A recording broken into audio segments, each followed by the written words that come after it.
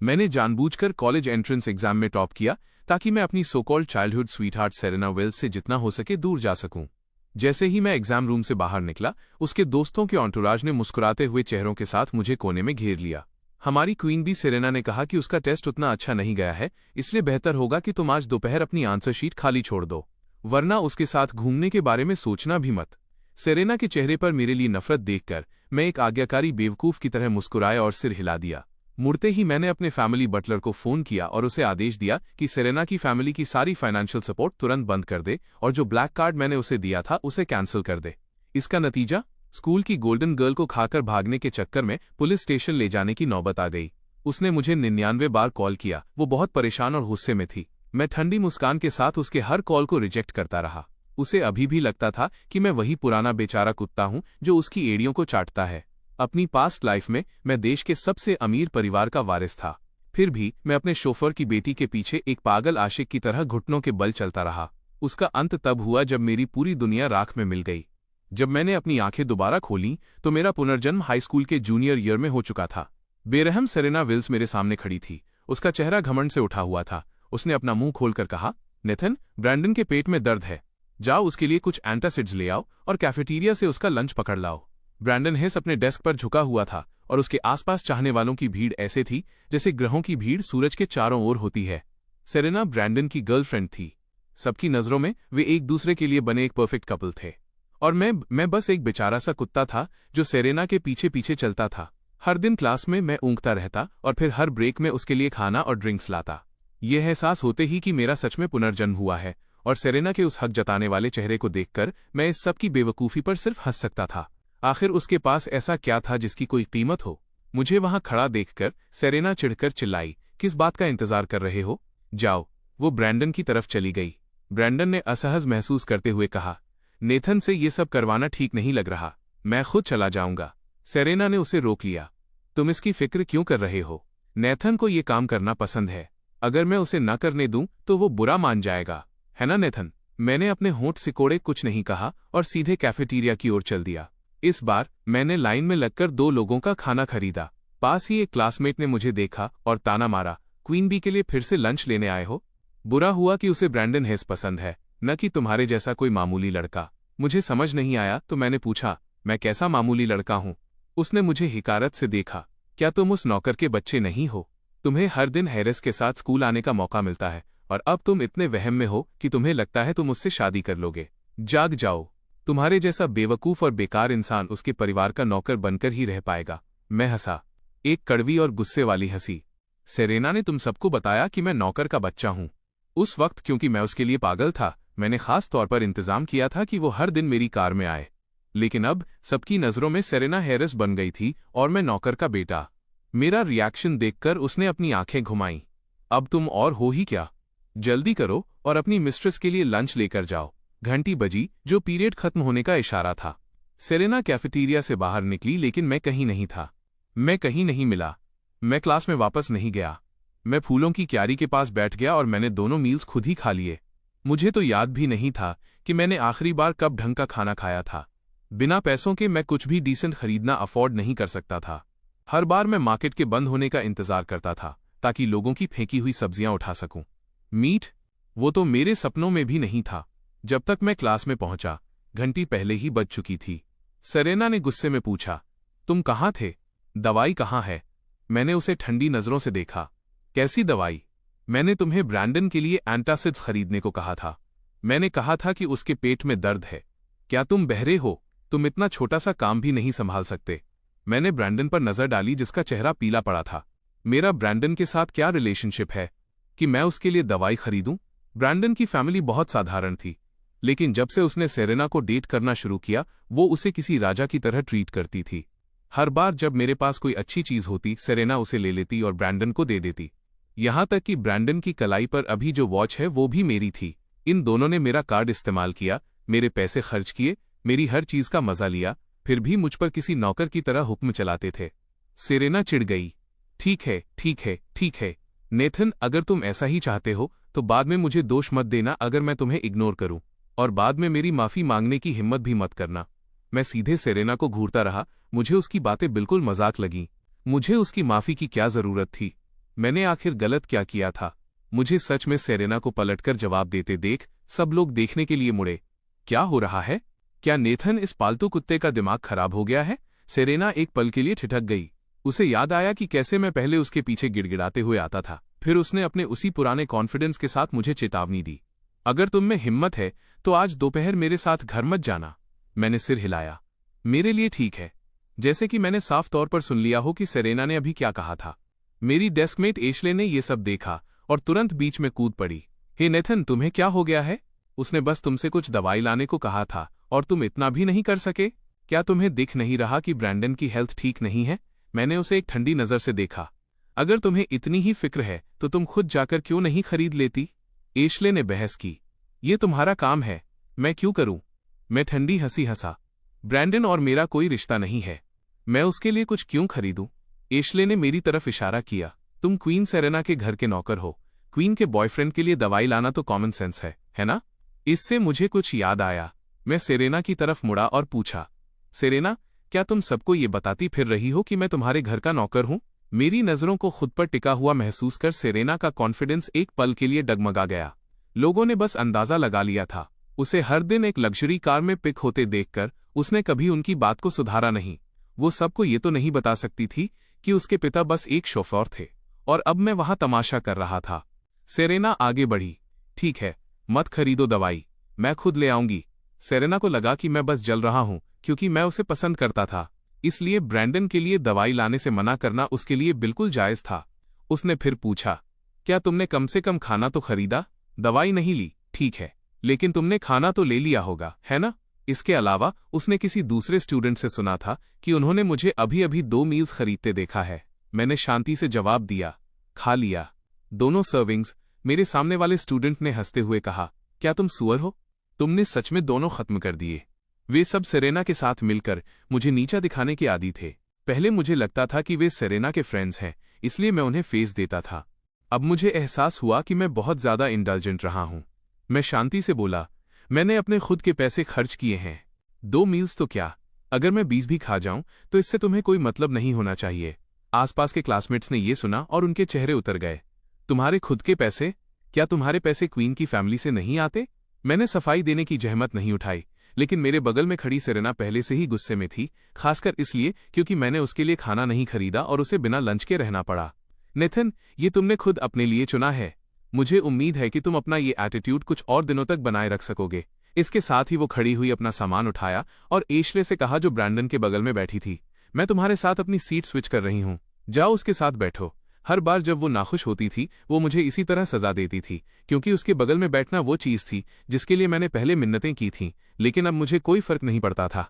इस बार सेरेना सच में गुस्से में थी। उसे लग रहा था कि जब मैं माफी मांगने जाऊंगा तब वो मुझे असली सबक सिखाएगी।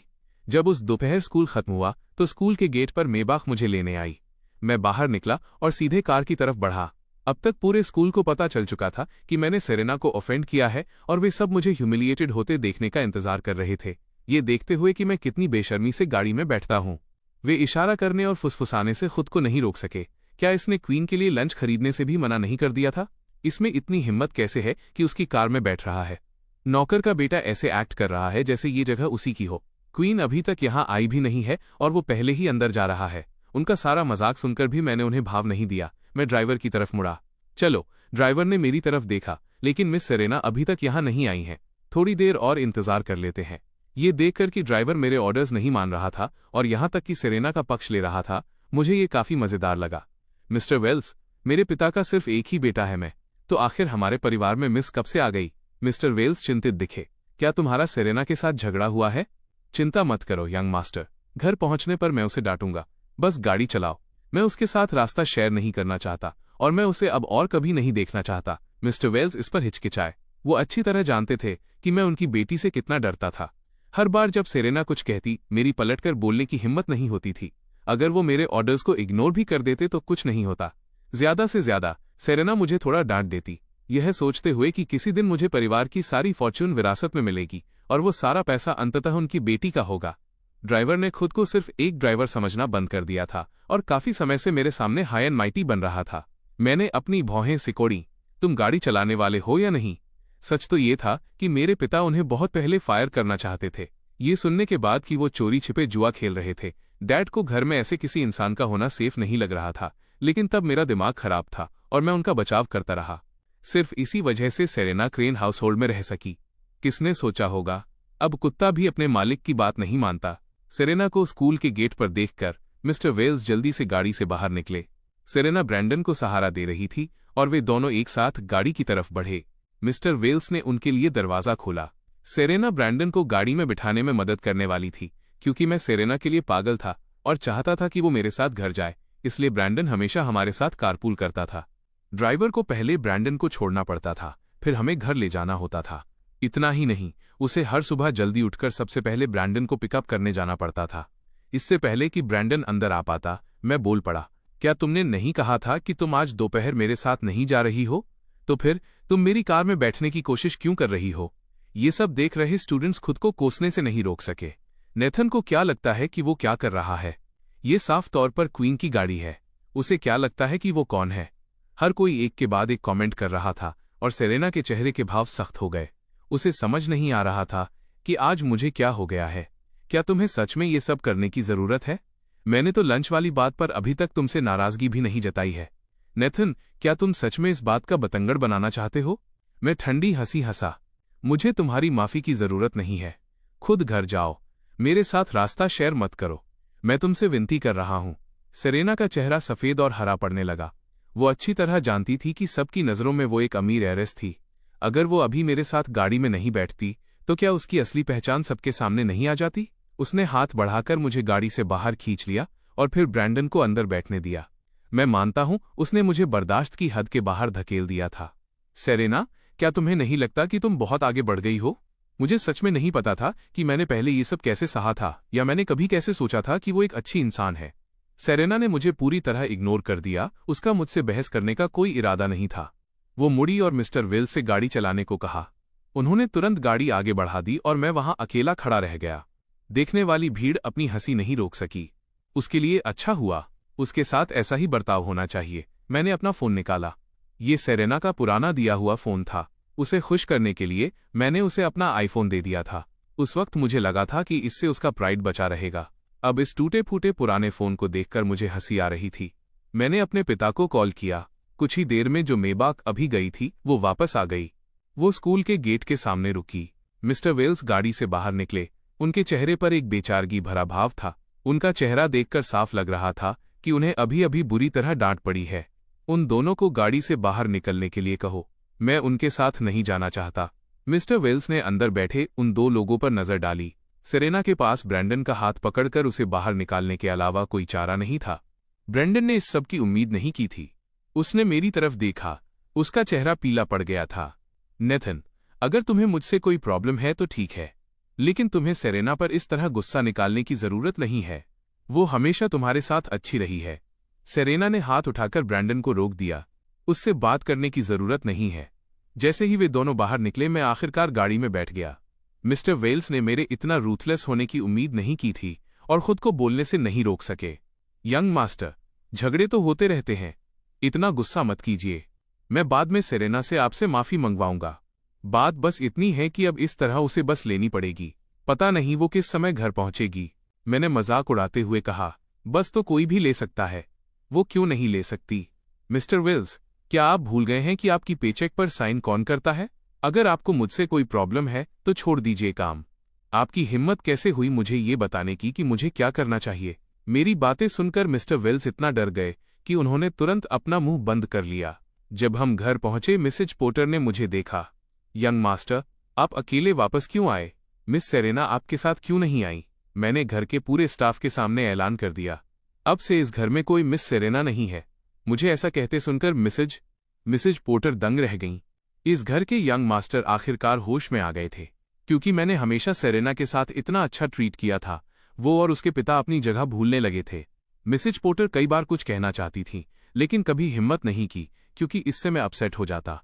मैं पहले ऊपर जा रहा हूं, मिसेज पोर्टर ने रिपोर्ट किया। मिस थॉर्नटन यहां आई हैं, उन्हें जाने के लिए कह दीजिए।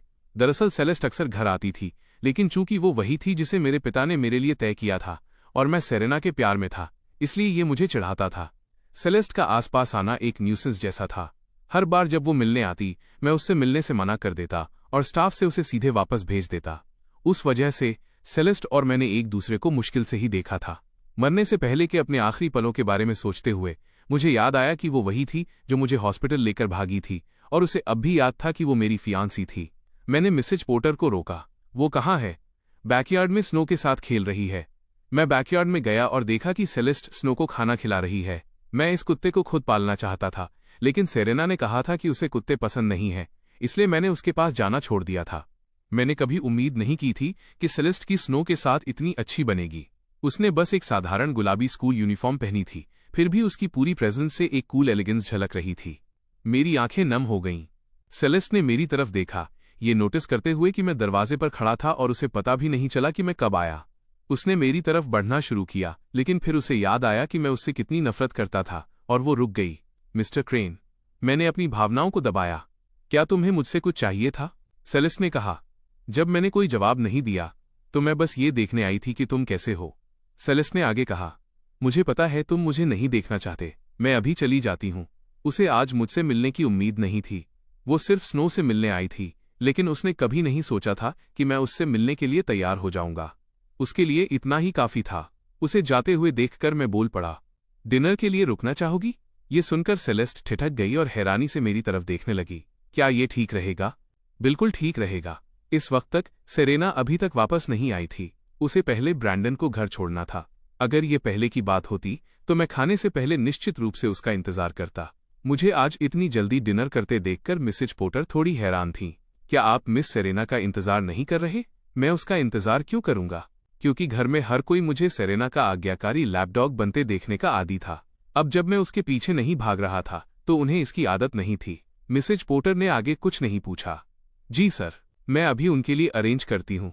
ओह, और प्लीज मिस्टर वेल्स को इन्फॉर्म कर देना, उन्हें कल से आने की जरूरत नहीं है। मिसेज पोर्टर थोड़ी दंग रह गईं, फिर तुरंत समझ गईं कि सेरेना के पिता को फायर किया जा रहा है। जैसे ही मैं डाइनिंग टेबल पर बैठा, सेलेस्ट, जो चोरी छिपे मुझे देख रही थी, उसने मुझे सिर घुमाते हुए नोटिस किया और अजीब तरह से नजरें फेर लीं। मुझे अंदाजा नहीं था कि सेलेस्ट इतनी इनोसेंट थी। मैं उसे छेड़ने से खुद को रोक नहीं पाया। तुम मेरी तरफ क्यों नहीं देख रही हो? क्या मैं इतना बदसूरत हूं? मुझे पता है कि मेरे ग्रेड्स बहुत खराब हैं, लेकिन मैं कम से कम दिखने में तो ठीक ठाक हूं, है ना? सेलेस्ट ने अपना सिर हिलाया। नहीं, तुम बदसूरत नहीं हो। मैं मुस्कुराया और बात जारी रखी। ओह, सही बात है। मैंने सुना है कि तुम बहुत स्मार्ट हो। क्या तुम्हारे पास कोई अच्छे ट्यूटर्स हैं जिन्हें तुम रेकमेंड कर सको? क्या तुम मुझे किसी से मिलवा सकती हो? इस जिंदगी में मैं पहले की तरह नहीं रहना चाहता था, जब मैंने कभी ढंग से टेक्स्ट बुक भी नहीं खोली थी। जब तक मेरे पास मौका था, मुझे अपनी स्टडीज में बराबरी करनी थी। सेलेस्ट ने अपना सिर हिलाया। मेरे पास कोई ट्यूटर नहीं है, मैं खुद पढ़ती हूँ। मैं खुद ही पढ़ती हूँ। अगर तुम्हें बुरा न लगे तो मैं तुम्हें हर दिन ट्यूटर करने आ सकती हूँ। हालांकि उसे लगा था कि मैं शायद मना कर दूंगा, क्योंकि पहले मैं उसे देखने की जहमत तक नहीं उठाता था। उसकी हैरानी के बीच मेरा चेहरा खुशी से खिल उठा। सच में? सेलेस्ट ने सिर हिलाया। वो उत्साहित भी थी और नर्वस भी। जब तक तुम इसके साथ ओके हो, मैं ये कर सकती हूँ। बेशक, मुझे इससे कोई प्रॉब्लम नहीं है। मुझे बस इस बात की चिंता है कि इससे तुम्हारी स्टडीज पर असर पड़ सकता है। क्या तुम्हें भी पढ़ाई नहीं करनी होती? सेलेस्ट की आंखें नरम पड़ गईं। यह ठीक है, इससे मुझ पर कोई असर नहीं पड़ेगा। उसने बहुत पहले ही हाई स्कूल का करिकुलम खत्म कर लिया था और उसके पास पहले से ही अर्ली एडमिशन ऑफर था, लेकिन इस डर से कि कहीं मुझे अनकंफर्टेबल महसूस न हो, उसने इसका जिक्र करने की हिम्मत नहीं की। मैं मुस्कुराया। मैं पढ़ाई में बहुत बुरा हूं, बस मुझे बेवकूफ मत कहना, ठीक है? सेरेना के ग्रेड्स भी बहुत अच्छे थे, लेकिन मेरे लिए उसके पास बिल्कुल भी पेशेंस नहीं था। अगर मुझे एक बार समझाने के बाद कुछ समझ नहीं आता, तो वो मुझ पर चिल्लाने लगती थी। मेरे ग्रेड्स पहले औसत हुआ करते थे, लेकिन जब से उसने मुझे ट्यूटरिंग देना शुरू किया, वे और भी खराब हो गए। इसने मेरे कॉन्फिडेंस को पूरी तरह से खत्म कर दिया था। मैं ऐसा कभी नहीं करूंगी। तो फिर मैं अब से स्कूल के बाद यहाँ आया करूंगी। हम दोनों ने डिनर किया और सेलेस्ट को इतना शांत देखकर मैंने अपनी चॉपस्टिक्स उठाई और उसे कुछ खाना परोसा। इसे अपना ही घर समझो, शर्माओ मत। तभी सेरेना अंदर आई। उसे अभी अभी खबर मिली थी कि उसके पिता को फायर कर दिया गया है, और वो पहले ही इस बात पर उस पर चिल्ला चुका था, और यहाँ मैं उसका इंतजार किए बिना खाना खा रहा था। सेरेना का चेहरा तुरंत काला पड़ गया। वो अपने पिता के बारे में मुझसे मुकाबला करने आई थी, लेकिन सेलेस्ट को यहाँ देखकर उसने चिढ़ते हुए पूछा, यह यहाँ क्या कर रही है? पहले मेरी नजरों में बने रहने के लिए वो मेरे आसपास दूसरी लड़कियों के करीब आने से बचती थी। हर बार जब सेलेस्ट मिलने आती, मैं उसे तुरंत वापस भेज देता था। अब मैं उसे डिनर के लिए रोक रहा था। क्या तुम्हें इससे कोई प्रॉब्लम है? सेरेना मुझे घूरती रही। तुमने जानबूझकर उसे यहाँ साथ देने के लिए बुलाया है, सिर्फ मुझे जेलस करने के लिए, है ना? मैंने सेरेना की तरफ देखा। तुम ज्यादा सोच रही हो सेरेना, तुम इतनी जरूरी नहीं हो। अगर तुम्हें लगता है कि दूसरी लड़कियों के साथ रहने से मुझे जलन होगी तो तुम्हें सच में अंदाजा नहीं है कि नेथन क्रेन कौन है। तुम्हें किसी और के करीब आते देख मुझे सच में खुशी होती है। कम से कम वो मुझे पूरे दिन परेशान तो नहीं करेगा। इसके साथ ही वो गुस्से में अपने कमरे की तरफ चली गई। मैं अवाक रह गया।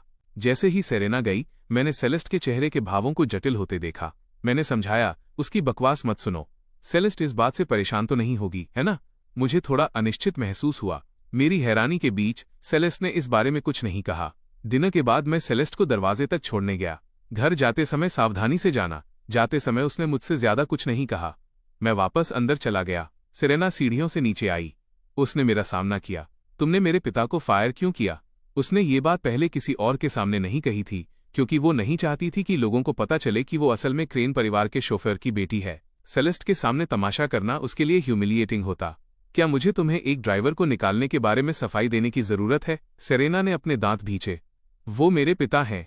आज जो कुछ भी हुआ वो मेरा आइडिया था। उनका इससे कोई लेना देना नहीं था। अगर तुम्हें कोई प्रॉब्लम है तो मुझसे बात करो, इसके बजाय मुझे फायर कर दो। जैसे ही उसने फायरिंग का जिक्र किया, मैं तुरंत सतर्क हो गया। ठीक है, कोई प्रॉब्लम नहीं है। सेरेना सदमे में मुझे घूरती रह गई। उसने अभी क्या सुना? क्या कहा? मेरे घर से बाहर निकल जाओ। मैं कोई दूसरा ट्यूटर ढूंढ लूंगा। जब से तुमने मुझे पढ़ाना शुरू किया है, मेरे ग्रेड सिर्फ खराब ही हुए हैं। मुझे नहीं लगता कि तुम उस भारी सैलरी के लायक हो जो मैं तुम्हें दे रहा हूं। सेरेना को लगा कि मैं बस उसके साथ मजाक कर रहा हूं, लेकिन उसने उम्मीद नहीं की थी कि मैं सच में उसे बाहर निकालना चाहता हूं। तुम्हारे खराब ग्रेड्स इसलिए हैं क्योंकि तुम बहुत बेवकूफ हो। जब मैं ब्रैंडन को एक बार कुछ समझाती हूं तो वो तुरंत समझ जाता है। तुम पत्थर की तरह डम्ब हो और इसके लिए मुझे दोष दे रहे हो। अगर तुम कोई दूसरा टीचर भी रख लो तो भी यही होगा। तुम्हें कोई नहीं पढ़ा सकता। ये पूरी तरह तुम्हारी प्रॉब्लम है, मेरी नहीं। उसे अभी भी मुझ पर दोष मढ़ते हुए देखकर मैंने कहा, इस घर से बाहर निकल जाओ। सेरेना ने अपनी मुट्ठियां भींच लीं। नहीं नेथन, तुम अभी एक स्टूडेंट हो। तुम्हें अपनी पढ़ाई पर फोकस करना चाहिए। तुम पूरा दिन बस मेरे साथ रहने के बारे में सोचते हो। कोई ताज्जुब नहीं कि तुम्हारे ग्रेड्स इतने खराब हैं। सेरेना ठंडी हंसी हंसी। तुम्हारे ये छोटे मोटे गेम्स, क्या ये सिर्फ इसलिए नहीं है क्योंकि तुम्हें ब्रैंडन के साथ मेरे रिलेशनशिप से जलन हो रही है, क्योंकि मैं तुम्हें डेट नहीं करूंगी? तुम नखरे दिखा रहे हो, लेकिन अभी मैं बस पढ़ाई पर फोकस करना चाहती हूँ और एक अच्छी यूनिवर्सिटी में जाना चाहती हूँ। मैं तुम्हारी तरह नहीं हूँ, जिसे स्कूल जाने की भी जरूरत नहीं है, और फिर भी तुम्हारे पास इतना पैसा है जिसे तुम कभी खर्च नहीं कर पाओगे। इसलिए मैं अभी तुम्हारे साथ नहीं रह सकती। मैंने अपने सामने खड़ी उस औरत को देखा। मैं थोड़ा हैरान था। तुम्हें मेरे साथ रहने के लिए किसने कहा? नहीं सेरेना, तुम्हें इतना कॉन्फिडेंस कहाँ से मिलता है? तुम्हें सच में लगता है कि मैं तुम्हारे साथ रहना चाहता हूँ? मैं साफ तौर पर उसकी तरफ देखता तक नहीं। वो मेरे लिए कुछ भी नहीं है। सेरेना ने बस मान लिया था कि मैं जिद कर रहा हूँ। जो चाहो सोचो, लेकिन मैं तुम्हें चेतावनी दे रही हूँ, अगर तुमने सेलेस्ट को फिर से डिनर पर यहाँ रखा तो मुझे दोष मत देना अगर मैं तुम्हें पूरी तरह इग्नोर कर दूं। इसके साथ ही वो अपने कमरे में चली गई। सेरेना की सच में बहुत हिम्मत थी। क्या उसे लगता था कि ये उसका घर है? मैं अपने कमरे में वापस आ गया। फिर मैंने मिसेज पोर्टर को कॉल किया और उनसे कहा कि कल सेरेना का सामान बाहर निकाल दें। फिर मैंने सेलेस्ट का फोन नंबर लिया और उसे एक छोटा सा मैसेज भेजा, क्या तुम सुरक्षित घर पहुंच गई? उसने कोई जवाब नहीं दिया। अगली सुबह जब मैं उठा, क्योंकि मुझे अब ब्रैंडन को पिकअप नहीं करना था, तो मुझे लगा कि मैं आखिरकार देर तक सो सकता हूं। मुझे लगा कि सेरेना पहले ही निकल चुकी होगी, लेकिन वो डाइनिंग टेबल पर बैठकर मेरा इंतजार कर रही थी।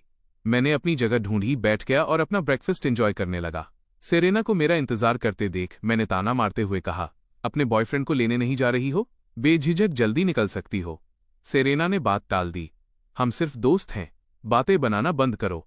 भले ही वे चोरी छिपे साथ थे, वे इसे स्वीकार नहीं करते थे, क्योंकि हाई स्कूल में डेटिंग करना उनके जैसे ऑनर स्टूडेंट्स के लिए बुरा दिखता। अगर ब्रैंडन ने बाद में गलती से ये बात नहीं बताई होती तो मैं कभी इस पर यकीन नहीं करता। ब्रेकफास्ट के बाद मैं बाहर निकला। सेरेना मेरे पीछे पीछे आई। ड्राइवर की जगह किसी नए इंसान को रख लिया गया था, जिसने सक्रिय रूप से मेरे लिए गाड़ी का दरवाजा खोला। मैं अंदर बैठ गया। सेरेना मेरे पीछे अंदर आ गई। मैंने उसकी तरफ देखा। क्वीन सेरेना, इसका क्या मतलब है? क्या तुमने नहीं कहा था कि तुम मेरे साथ गाड़ी शेयर नहीं कर रही हो? मुझे अच्छी तरह याद है कि कल तुमने क्या कहा था। सेरेना ने कुछ नहीं कहा। अगर उसके पिता ने उसे मेरे साथ तमीज से पेश आने के लिए मजबूर नहीं किया होता तो वो जहमत भी नहीं उठाती। तो क्या हुआ, अगर उसके परिवार के पास थोड़ा पैसा था, वो इसका इस्तेमाल लोगों को डराने के लिए करता था। इसमें इतना महान क्या था? लेकिन उसके पिता को अभी भी इस जॉब की जरूरत थी। मैं उसके साथ और समय बर्बाद करने के लिए बहुत थक गया था और ड्राइवर को चलने के लिए कहा। हम दोनों स्कूल के गेट पर पहुंचे। मैं गाड़ी से बाहर निकला। सेरेना मेरे पीछे आई। पहले जब वे आते थे तो वे हमेशा ब्रैंडन को एक साथ पिक और ड्रॉप करते थे। आज ब्रैंडन खुद बस से आया था। सेरेना को देखकर वो जल्दी से पास आया। ब्रैंडन की नज़र मुझ पर पड़ी। कल मैंने जो तमाशा किया था उसके बाद वो मुझे समझ नहीं पा रहा था। एक नौकर का बेटा सेरेना पर इस तरह फटने की हिम्मत कैसे कर सकता है? सेरेना को मेरे साथ आते देख ब्रैंडन ने पूछा, क्या तुम दोनों के बीच सुलह हो गई? मैंने उसे पूरी तरह इग्नोर किया और सीधा अंदर चला गया। सेरेना पूरी तरह उलझन में थी। उसने ब्रैंडन से कहा, मेरे और उसके बीच सुलझाने जैसा कुछ नहीं है। ब्रैंडन बोला, जो भी हो, तुम एक नौकर के बेटे को खुद पर हावी नहीं होने दे सकती। तुम अब बहुत दयालु हो गई हो। हर कोई कह रहा है कि नेथन ही असल में यंग मास्टर है। सेरेना ठंडी हंसी हंसी। वे जो कहते हैं उस पर ध्यान मत दो। मेरे पिता और नेथन के पिता के बीच काफी अच्छे रिलेशनशिप हैं। उन्होंने मुझसे नेथन का बेहतर ख्याल रखने को कहा था। मैं बस उसे इग्नोर नहीं कर सकती। मैं क्लासरूम पहुंचा। डेरेक पहले से ही वहां था। वो दरवाजा रोककर खड़ा हो गया और मुझे अंदर जाने से मना करने लगा। कल यहां अपना चेहरा दिखाने की तुम्हारी काफी हिम्मत है। तुमने बस क्वीन सेरेना और ब्रैंडन को छोड़ दिया और ड्राइवर को उनके बिना जाने के लिए कह दिया। मैं उपहास में हंसा। वो मेरी कार है। मुझे हक है कि मैं किसी को भी राइड न दूं। तुम कौन होते हो मुझे लेक्चर देने वाले? मुझे इतने कॉन्फिडेंस के साथ बहस करते देख हर कोई उत्सुक हो गया। क्या तुम कह रहे हो कि वो मेबाक तुम्हारे परिवार की है? और किसकी होगी? मैंने उस पर ठंडी नजर डाली जिसने अभी ये कहा था। डेरेक मुस्कुराया। तुम नेथन, हम सब अच्छी तरह जानते हैं कि तुम कौन हो। क्या तुम सच में यहाँ खड़े होकर किसी अमीर वारिस होने का नाटक करने वाले हो? क्या तुम्हें सच में लगता है कि तुम्हारे पास ये हक है? मैंने सुना है कि वो ड्राइवर तुम्हारे पिता हैं। तुम्हारा पूरा परिवार वेल्स फैमिली के लिए काम करता है।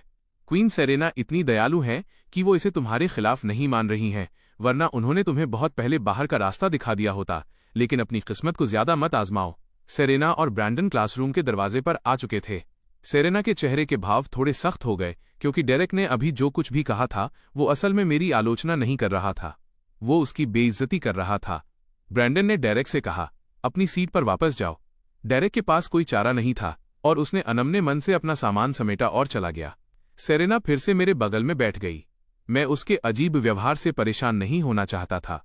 मुझे परवाह नहीं थी कि वो क्या करती है। वो जो भी कर रही थी उसका मेरे लिए कोई मतलब नहीं था।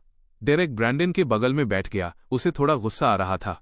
क्वीन सेरेना क्या सोच रही हैं? नेथन पहले से ही उन पर हावी हो रहा है और वो अभी भी उसका बचाव कर रही हैं। नेथन तो उसके बगल में बैठने के लिए भी आ गया। ब्रैंडन ने बेबसी से कहा, सेरेना के पिता ने उससे नेथन का ख्याल रखने को कहा था। बस इतनी सी बात है, ज्यादा मत सोचो। ओह, तो ये बात है। मैं सोच रहा था कि नेथन उसके साथ ऐसा बर्ताव क्यों कर रहा है, यहां तक कि यह दावा करना कि गाड़ी उसके परिवार की है। सेरेना का फोन साफ तौर पर महंगा है और जो गिफ्ट्स वो ब्रैंडन को देती है वे भी सस्ते नहीं हैं। लेकिन नेथन के फोन को देखो, यह मेरे जैसा दिखता है और वो अभी भी अमीर बच्चा होने का नाटक करना चाहता है। इस पर कौन यकीन करेगा? मैं अपनी सीट पर बैठा चोरी छिपे अपना फोन चेक कर रहा था। सेलेस्ट ने आखिरकार मेरे मैसेज का जवाब दिया था। सिर्फ एक शब्द, हाँ। कितना रूखा जवाब था। सेरेना मेरे बगल में बैठी थी और उसने मुझे सेलेस्ट नाम के साथ अपने मैसेजेस देखते हुए देख लिया। वह अपनी भौहें सिकोड़ने से खुद को रोक नहीं सकी। साफ तौर पर कुछ भी नहीं बदला था, लेकिन कल से उसे ऐसा महसूस हो रहा था जैसे मैं पूरी तरह से एक अलग इंसान बन गया हूं। मैंने सेलेस्ट को एक मैसेज भेजा, तो क्या तुम आज दोपहर मुझे ट्यूटर करने आ रही हो? सेलेस्ट ने सिर्फ एक शब्द में जवाब दिया, हाँ। जब तक वो आ रही थी इतना ही काफी था। मैंने इसके बारे में चिंता करना छोड़ दिया। मैंने पूरी एकाग्रता के साथ पढ़ाई की। दोपहर में ब्रैंडन सेरेना के साथ कैफेटेरिया जाने के लिए पास आया। सेरेना ने अनजाने में मेरी ओर देखते हुए पूछा, क्या तुम खाना खाने नहीं जा रहे? आज मेरी मेहनत सेरेना को अजीब लग रही थी। मैं अभी भी ध्यान से अपने नोट्स व्यवस्थित कर रहा था और मैंने उसे सीधे इग्नोर कर दिया। ब्रैंडन ने सेरेना की ओर देखा और कहा, अगर नेथन नहीं आना चाहता तो हम खुद ही चले जाएंगे।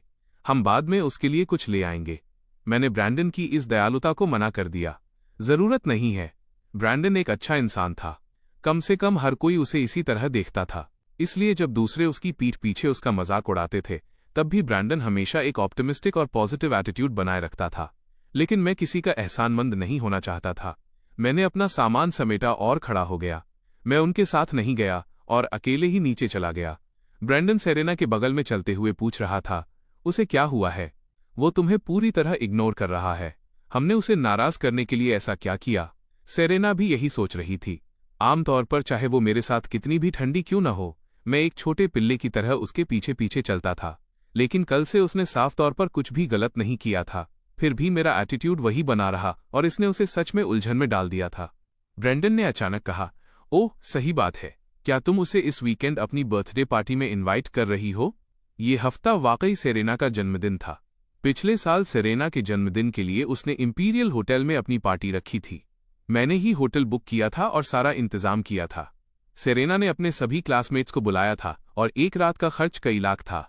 शामिल होने वाले हर क्लासमेट ने इसकी अंतहीन तारीफ की थी। उन सभी को लगा कि सेरेना की बर्थडे पार्टी में बुलाया जाना एक सम्मान की बात है। इस साल भी वैसा ही था। कई दिन पहले मैंने पहले ही सब कुछ बारीकी से अरेंज कर दिया था। अगर मैंने सेरेना को बाहर निकालने की बात नहीं कही होती तो वो इसके बारे में दोबारा नहीं सोचती। लेकिन कल मैंने जो कहा और आज मेरे ठंडे एटीट्यूड के बाद वो चिंता किए बिना नहीं रह सकी। अगर मैं नहीं आया तो क्या उसकी बर्थडे पार्टी हो भी पाएगी? दूर मेरी परछाई को गायब होते देख सेरेना ने खुद को दिलासा दिया, छोड़ो, मैं किस बात की चिंता कर रही हूँ। नेथन जरूर आएगा। शायद नेथन जानबूझकर इस तरह ठंडा व्यवहार कर रहा है ताकि मुझे सरप्राइज दे सके। ये सोचकर सेरेना का मूड थोड़ा हल्का हुआ। नेथन जरूर वहां होगा। ब्रैंडन मुस्कुराया, सही बात है, वो तुम्हारे हर जन्मदिन पर आता है। उस दोपहर सेरेना और ब्रैंडन का स्कूल की एनिवर्सरी परफॉर्मेंस के लिए रिहर्सल था। मैंने उसका इंतजार नहीं किया और सीधे घर चला गया। सेलेस्ट पहले ही पहुंच चुकी थी। जैसे ही मैं घर पहुंचा, वो और स्नो एक साथ मेरा स्वागत करने बाहर आए। उसे अपने सामने देखकर मैं मुस्कुराया। शायद मेरी पास्ट लाइफ के हमारे कनेक्शन की वजह से मुझे हमेशा लगता था कि उसे देखना कुछ कीमती और दुर्लभ है।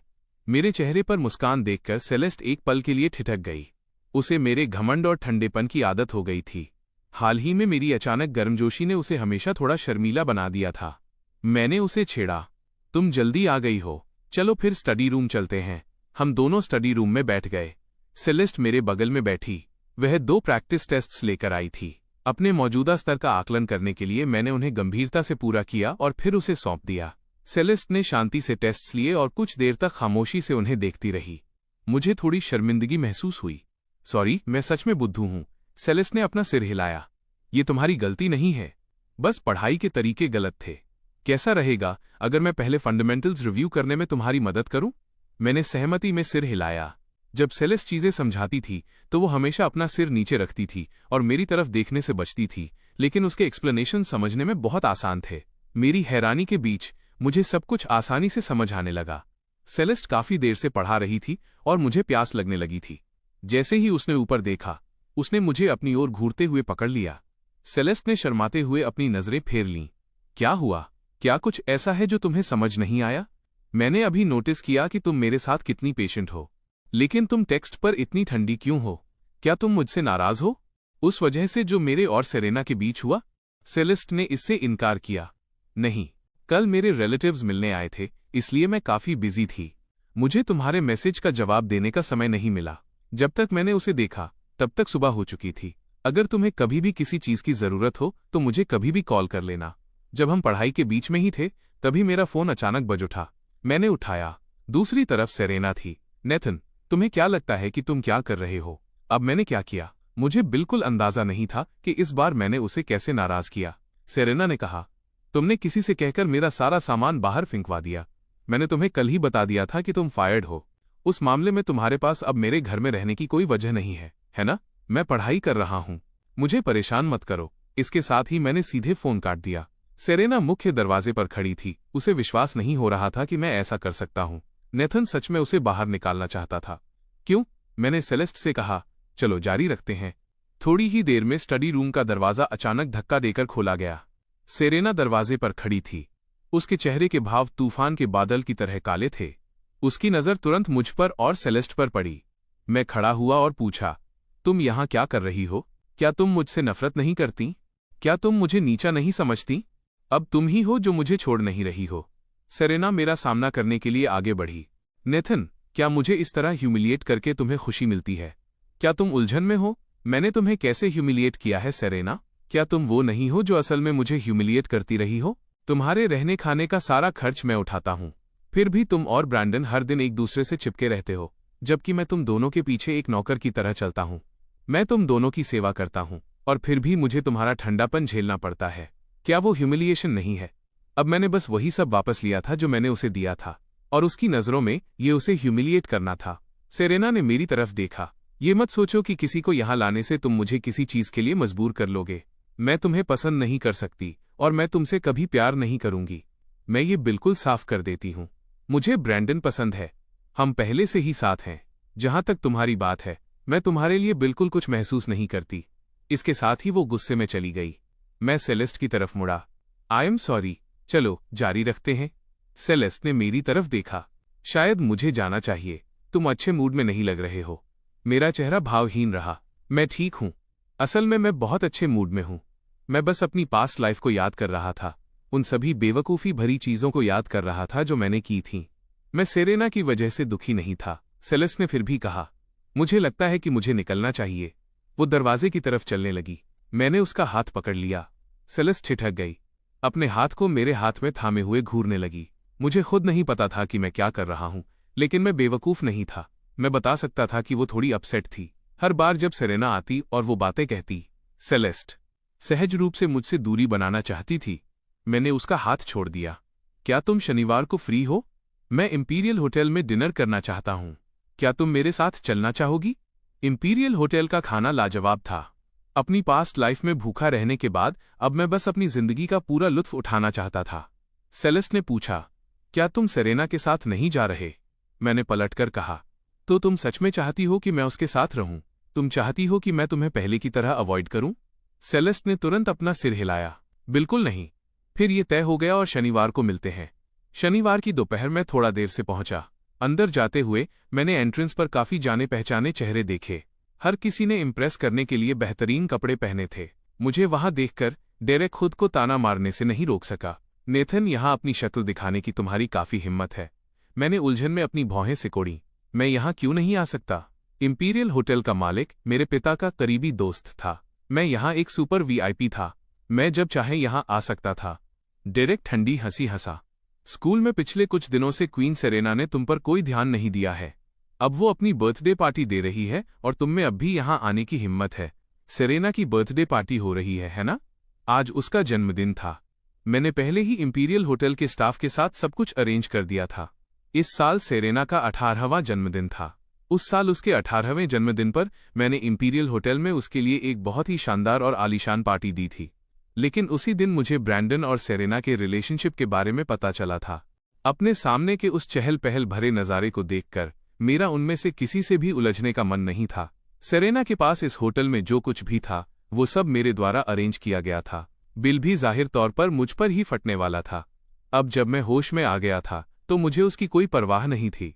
फिर भी उसमें इतनी हिम्मत थी कि वो उन सबको मेरे पैसे खर्च करने के लिए यहाँ ले आई।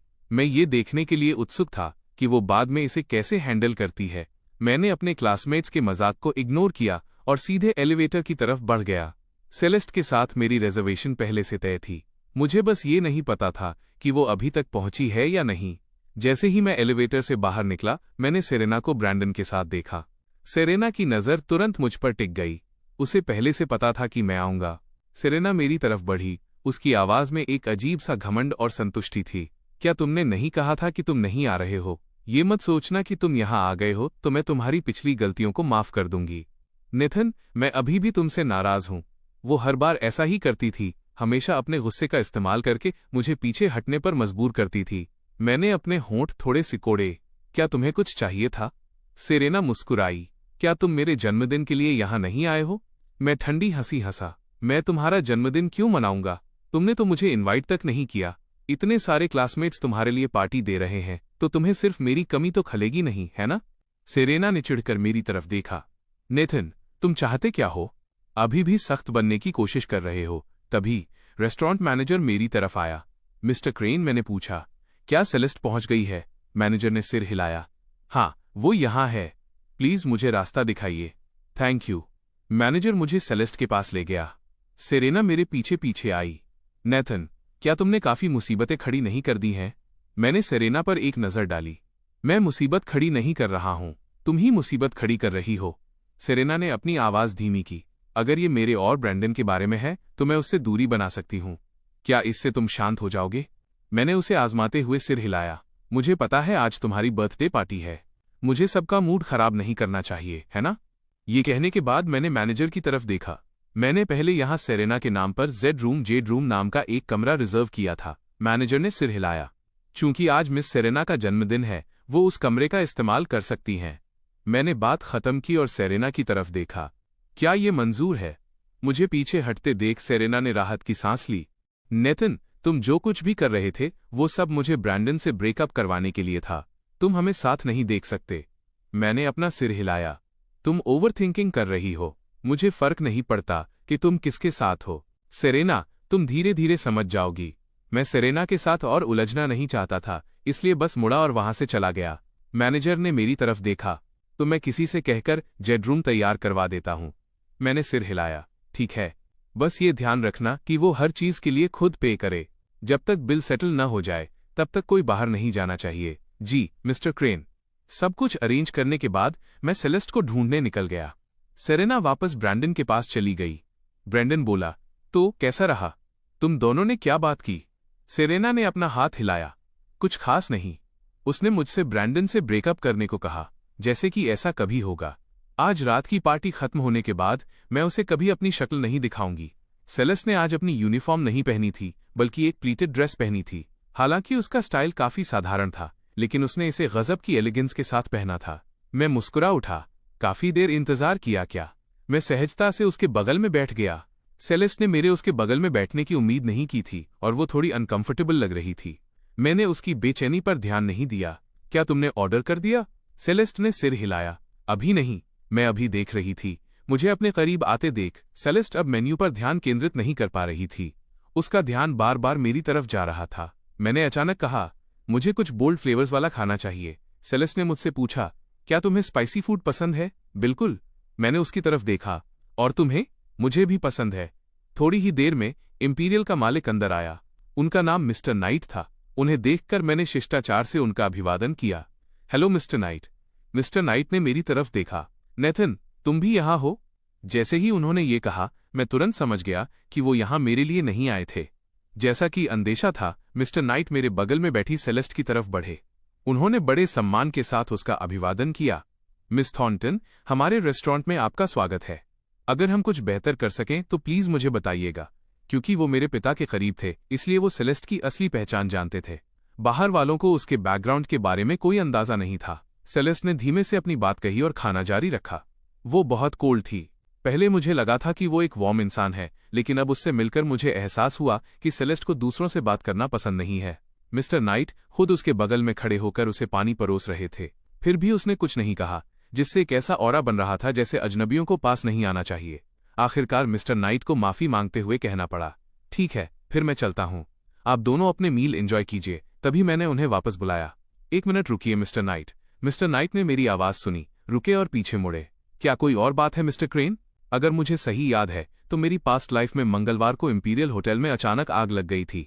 आग बुझने के बाद उन्हें पता चला कि फायर एक्सटिंग्विशर्स पूरी तरह से खराब थे। उस आग में जान माल का भी नुकसान हुआ था। उस वजह से इंपीरियल होटल बर्बाद हो गया और कभी उबर नहीं पाया। मैंने सुना था कि मिस्टर नाइट इस वजह से बीमार पड़ गए थे। मैंने मिस्टर नाइट की तरफ देखा और पूछा, होटल के फायर सेफ्टी सिस्टम में कोई गड़बड़ तो नहीं है ना? मेरे इस अचानक सवाल ने मिस्टर नाइट को हैरानी में डाल दिया। मिस्टर क्रेन, अचानक इसमें इतनी दिलचस्पी क्यों? मुझे बस लगता है कि शायद आपको किसी से इसकी पूरी इंस्पेक्शन करवानी चाहिए, खासकर किचन एरिया की। मिस्टर नाइट हंसे। चिंता मत कीजिए, हमारे होटल का फायर सेफ्टी सिस्टम एकदम इम्पेकेबल है। वहां बिल्कुल कोई समस्या नहीं होगी। हम अपने गेस्ट्स की जिम्मेदारी लेते हैं। मैंने उन्हें स्थिरता से देखा। मिस्टर नाइट, क्यों ना आप खुद जाकर इसे एक बार चेक कर लें? ये देखकर कि मैं कितना इंसिस्टेंट था, मिस्टर नाइट के चेहरे पर थोड़ी नाराजगी दिखी। मिस्टर क्रेन, आपका इससे क्या मतलब है? क्या आप कह रहे हैं कि आपको मेरी बात पर भरोसा नहीं है? आपके पिता और मैं दोस्त हैं। वो अच्छी तरह जानते हैं कि मैं किस तरह का इंसान हूं। मैं अपना बिजनेस पूरी ईमानदारी से चलाता हूं। आप मेरे कैरेक्टर पर सवाल उठा रहे हैं। सेलेस्ट बीच में बोली। इन्होंने कह दिया है तो बस एक बार जाकर देख लीजिए। मिस्टर नाइट उनका बहुत सम्मान करते थे। ठीक है, मैं अभी जाता हूँ। मिस्टर नाइट के जाने के बाद मैं सेलेस्ट को हैरानी से देखे बिना नहीं रह सका। तुमने मेरी मदद क्यों की? मैंने तो बस ये रिक्वेस्ट की थी क्योंकि मुझे सच में बहुत कुछ पता था, लेकिन सेलेस्ट के नजरिए से उसे इस बारे में कुछ भी पता नहीं होना चाहिए था। सेलेस्ट ने गंभीरता से कहा, तुमने कहा था तो जाहिर है मैं मदद करूंगी। मैं मुस्कुराया। क्या तुम्हें डर नहीं लगता कि मैं बस फालतू बातें कर रहा हूं? तो क्या हुआ अगर तुम कर रहे हो? भले ही ये सिर्फ एक मजाक हो, इससे कुछ बुरा नहीं होगा। बस एक चक्कर ही तो ज्यादा लगेगा। सेलेस्ट और मैंने काफी देर तक खाना खाया। खत्म करने के बाद हम गए नहीं, बल्कि रेस्टोरेंट से डिजर्ट ऑर्डर किया। मैं अपने साथ होमवर्क भी लाया था और वहीं बैठकर उसे करने लगा। हम दोनों शाम तक वहीं रुके। सेरेना की बर्थडे पार्टी खत्म हुई और जब उन्होंने जाने की कोशिश की तो सबको रोक लिया गया क्योंकि सेरेना ने बिल पे नहीं किया था। सेरेना ने मुझे कॉल किया। पहली बार मैंने जवाब नहीं दिया। बिना उठाए ही मुझे पता था कि वो कौन है। मुझे परवाह नहीं थी। जब सेरेना ने 2 बार और कॉल किया तब जाकर मैंने आखिरकार उठाया। नेथन, तुम्हें क्या लगता है कि तुम क्या कर रहे हो? दूसरी तरफ सेरेना की आवाज गुस्से से भरी थी। वो जितना ज्यादा गुस्सा होती, मेरा मूड उतना ही बेहतर होता जाता। मैं मुस्कुराया। सेरेना, क्या हुआ? इतनी गुस्से में क्यों हो? सेरेना ने अपनी आवाज धीमी की। यहां आओ और पे करो। तमाशा मत खड़ा करो। उसने मूल रूप से पार्टी खत्म होने तक इंतजार करने की योजना बनाई थी ताकि वो यहां से निकल जाए और फिर कभी मुझसे कोई मतलब न रखे।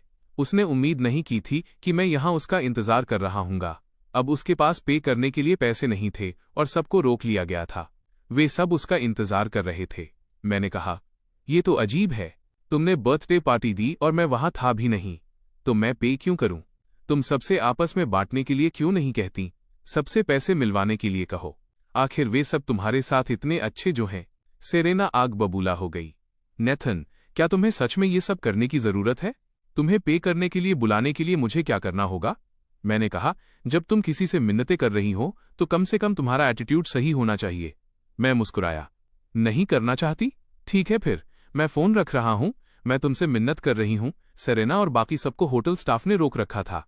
वहां से बिल्कुल भी न जा पाने की वजह से मैंने फोन रखा, खड़ा हुआ और सेलेस्ट से कहा, मैं अभी वापस आता हूं। मैं सीधे जेड रूम की तरफ बढ़ा। उस वक्त बर्थडे पार्टी में शामिल हुए सभी क्लासमेट्स अंदर ही थे। हर कोई सेरेना को घूर रहा था। कहीं भी न जा पाने की वजह से सेरेना के पास बेबस होकर वहां रुकने और सबकी नजरें बर्दाश्त करने के अलावा कोई चारा नहीं था। जैसे ही मैं वहां पहुंचा, मैनेजर पास आई। उसने शिष्टाचार से मेरा अभिवादन किया। Mister crane. मैंने उन सबकी तरफ देखा। हर कोई अच्छे कपड़ों में सजा हुआ था। इतनी खूबसूरती से तैयार हुए थे। आज दोपहर उनमें से हर एक ने मुझे नीचा दिखाया था। अब उनमें से किसी में भी वह घमंड नहीं बचा था। मैं मुस्कुराया। यहां क्या हो रहा है? क्या ये क्वीन सेरेना की बर्थडे पार्टी नहीं है? सब इतने दुखी क्यों दिख रहे हैं? मैंने जानबूझकर सेरेना को देखा, जिसके चेहरे के भाव किसी और से भी ज्यादा काले पड़ चुके थे। ब्रैंडन को भी समझ नहीं आ रहा था कि क्या हो रहा है। मैनेजर ने समझाया, इन मिस सेरेना ने अभी तक पे नहीं किया है। मैंने बस उनसे बिल सेटल करने को कहा था। अच्छा, ऐसी बात है। ये कोई बड़ी बात नहीं है। इतना तमाशा खड़ा करने की जरूरत नहीं है। ये सब मेरे क्लासमेट्स हैं। आज रात का बिल मैं पे करूंगा। बोलने के बाद मैंने अपना कार्ड निकाला। मैनेजर ने प्रोसेस करने के लिए कार्ड ले लिया। हर कोई मेरी तरफ देख रहा था। सबके भाव पेचीदा हो गए थे। सेरेना को महसूस हो रहा था कि उसका चेहरा जल रहा है। इस बात को शांति से भी संभाला जा सकता था, लेकिन अब ये सबके सामने इतना बड़ा मुद्दा बन चुका था और उसने जानबूझकर सबके सामने अपना कार्ड स्वाइप किया था। इस आदमी का सच में दिमाग खराब हो गया था। थोड़ी ही देर में मैनेजर ने कार्ड प्रोसेस कर लिया। उसने मेरा कार्ड और रिसीट वापस दी। मिस्टर क्रेन, हो गया। ये रही आपकी रिसीट। मैंने रसीद देखी और जानबूझकर कुल रकम जोर से पढ़ी। 860,000। Serena, happy birthday. मैं तुम्हारे लिए इस साल का जन्मदिन का बिल भर देता हूं, लेकिन अगली बार ऐसा नहीं होगा। आखिर मैं तुम्हारा खर्चा उठा सकता हूं, लेकिन मैं तुम्हारे बॉयफ्रेंड का खर्चा भी तो नहीं उठा सकता, है ना? इसके साथ ही मैंने ब्रैंडन पर नजर डाली। ब्रैंडन ठीक मेरे बगल में खड़ा था। उसका चेहरा पहले ही पीला पड़ चुका था। आखिर हो क्या रहा था? सेरेना के सारे पैसे तो मेरी तरफ से आते थे। क्या वो एक अमीर हेiress नहीं थी? डेरेक आगे बढ़ा। नेथन, ये किस तरह का मजाक है? सेरेना अपने पैसे तुम्हारे पास रखती है, तो अब वो तुम्हारे हो गए? तुम तो बस नौकर के बच्चे हो, उसके लिए पैसे संभाल रहे हो। तुम्हें किस बात का इतना घमंड है? मैंने डेरेक को देखा और हल्का सा मुस्कुराया। क्या तुम्हारा परिवार नौकरों को अपने पैसे मैनेज करने देता है? तुम कह रहे थे कि मैं सेरेना के घर में नौकर का बेटा हूं। तो सुनो, मैं नहीं हूं। उसके पिता मेरे परिवार के शोफर हैं। उस दिन स्कूल के गेट पर उसने मुझे वहीं छोड़ दिया था और उसे पहले ही फायर किया जा चुका है। अगर तुम्हें यकीन नहीं है तो सेरेना से ही पूछ लो। कहने के बाद मैंने सेरेना की तरफ देखा। क्वीन सेरेना, क्या उन्हें बताना चाहोगी? वो मुझे घूरती रही, उसकी आंखें नफरत से भरी थीं। चाहे वो कितनी भी गरीब रही हो, उसने कभी इस तरह का ह्यूमिलिएशन नहीं झेला था। अब हर कोई उसे घूर रहा था, लेकिन इस बार वो एक शब्द भी नहीं बोल सकी, क्योंकि मुमकिन था कि मैं पैसे वापस मांग लूं। उसने मुझे इग्नोर किया, मुड़ी और बाहर चली गई। ब्रैंडन ये सब देख रहा था। फिर वो उसके पीछे बाहर चला गया। जब वे दोनों चले गए तो मैंने वहां मौजूद सभी लोगों पर एक नज़र डाली। अगर और कुछ नहीं है तो आप सब जा सकते हैं। घर जाते समय सावधानी बरतना। काफी देर हो गई है। सब एक एक करके जेड रूम से बाहर निकल गए। मैनेजर मुझे छोड़ने के लिए एलिवेटर